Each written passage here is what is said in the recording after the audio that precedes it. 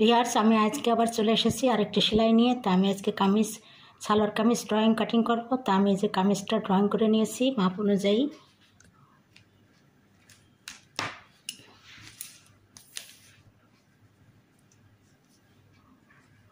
এখানে দিয়েছি 13 ইঞ্চি, আর সেলাই 13 ইঞ্চি, আর বাড়তি কাপড় 14 ইঞ্চি। এটা 4 ভাঁজে। আর কোমর তার থেকে 1 ইঞ্চি কম হবে। এই যে কোমর এখানে আছে 13 ইঞ্চি, 12 ইঞ্চি। কোমর হচ্ছে 12 ইঞ্চি, এই যে 12 ইঞ্চি, আর সেলাই 1 ইঞ্চি বেশি। আর সাইড ফাড়া বুকের মাপের সমান, এই যে 14 ইঞ্চি আর 13 ইঞ্চি। আর নিচের ঘের বুকের সমান। আর এদিকে গলা নিয়েছি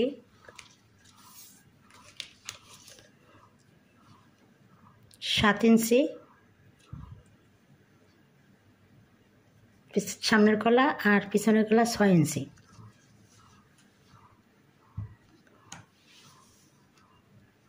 পুট নিয়েছি 7.5 ইঞ্চি।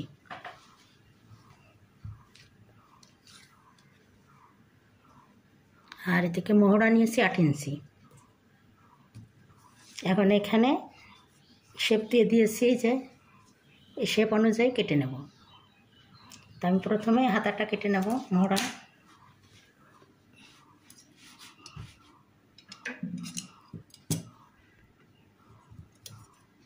আমি ড্রয়িং বরাবর হাতার মোহরার থেকে কেটে নিচ্ছি।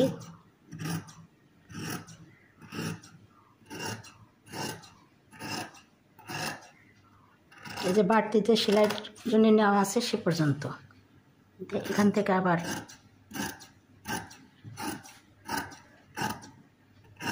সেলাই কাপড় রেখে বাকি বাড়তিটার থেকে কেটে নিতে হবে।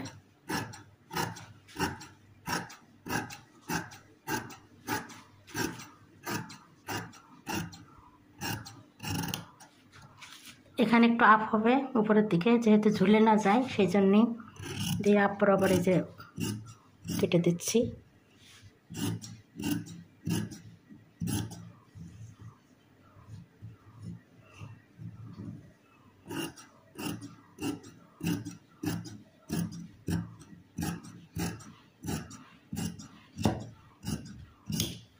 একটু কাটা হয়ে গেল। এখন এখানে একটু মার্জিন দিয়ে দেব চিহ্ন, সেলাইয়ের সুবিধার জন্যে একটু কেটে দেব।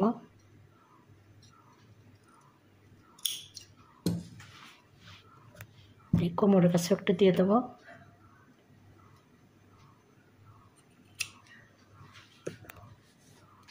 আর এখানে মোহরাতে একটু দিয়ে দেবো, যে সেলাই যেখান থেকে দিব সেখানে একটু মার্জিন দিয়ে দিচ্ছি, যাতে করে সুবিধা হয়। এখন আমি গলাটা কেটে নেব। প্রথমে পিছনের পাট কেটে নেব, একসঙ্গেই কাটবো, কিন্তু আগে পিছনটা কেটে নেব।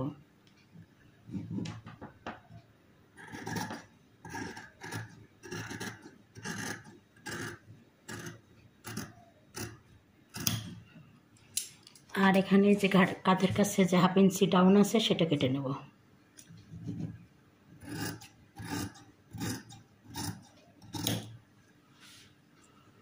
এখন পিছনের গলাটা বের করে নেব, নিয়ে সামনের গলা বাকিটুকু কেটে নেব।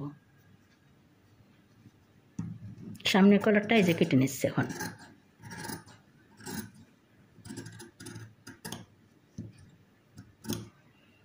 হয়ে গেল।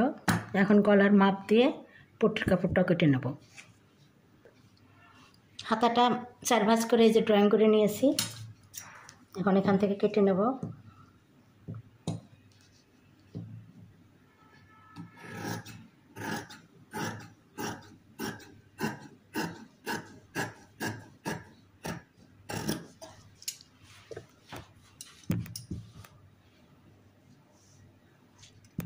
এটা হচ্ছে তালু শেপ, 1 ইঞ্চি ভিতরে দিতে হবে সামনের পাটের অংশে।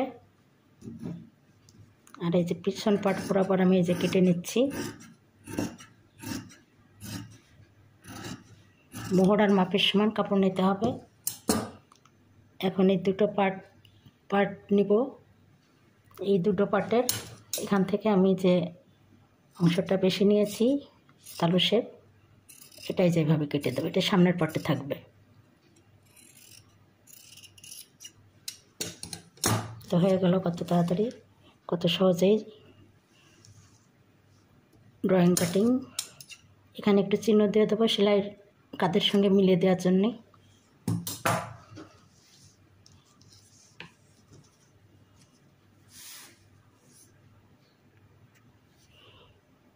হাতার মোহরি 8 ইঞ্চি আছে, এখান থেকে সেলাইয়ের জন্য 1 ইঞ্চি কমিয়ে নেব। এই যে 7 ইঞ্চি রাখবো।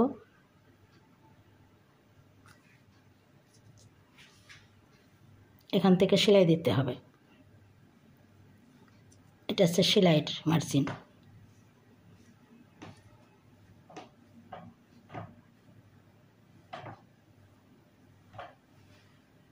এটা সেলাই দিতে হবে।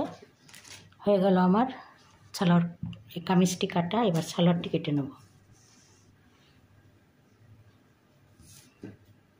রেসিপি তাই আমি রান্না করব দেশি মুরগি কেটে দিয়ে। এই যে মুরগি কেটে দিয়ে রেখেছি, পেঁপেও কেটে রেখেছি, আর এদিকে মশলা এটা কষিয়ে নিচ্ছি। মশলা কষা হয়ে গিয়েছে, আমি এখন কেটে রাখা মাংসগুলো দিয়ে দেবো। যেহেতু দেশি মুরগি মাংস সিদ্ধ তো দেরি হয়, ওই জন্য পেঁপে মাংস একসঙ্গে দিয়ে আমি কষিয়ে নিচ্ছি। সমস্ত মশলা দিয়ে দিয়েছি, গরম মশলা, আদা রসুন বাটা, ধনে জিরে পেঁয়াজ সব কিছু দিয়ে যে কষিয়ে নিচ্ছি। কষা হয়ে গেলে আমি ফিরে আসছি। এই তো ভিউয়ার্স, আমার এই যে পেঁপে দিয়ে দেশি মুরগি রান্না করা হয়ে গিয়েছে। দেখুন কত সুন্দর হয়েছে, কাঁচামরিচ দিয়ে রান্না করা। এখন আমি সার্ভ করে নেব। এখন এখানে একটু গরুর মাংস রান্না করলাম টমেটো সস দিয়ে, একটু বেশি করে রান্না করে রেখেছি রোজার এই বাকি কটা দিন যাতে একটু একটু করে খেয়ে শেষ হয়। আর আমি একটা সালাড তৈরি করব, বিভিন্ন রকমের ফল আছে আমার ঘরে, সে সমস্ত ফল দিয়ে একটি সালাড তৈরি করব। তো এখানে আমার কি কি ফল আছে সেগুলো একটু আপনাদের শেয়ার করি। এখানে আছে কলা, নাশপাতি, পেয়ারা, আপেল, টমেটো, কমলা, বরই, খেজুর,